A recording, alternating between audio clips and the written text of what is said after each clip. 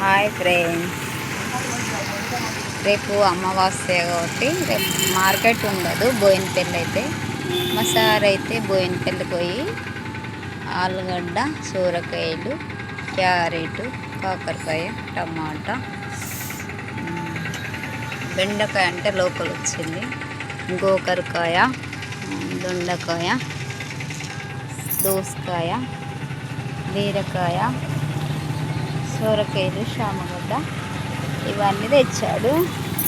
మిర్చి, సొరకాయలు, కొన్ని బండ్లు ఉన్నాయి, కొత్తిమీర ఇవన్నీ బోయినపల్లి మార్కెట్కి అయితే పోయి తెచ్చాడు.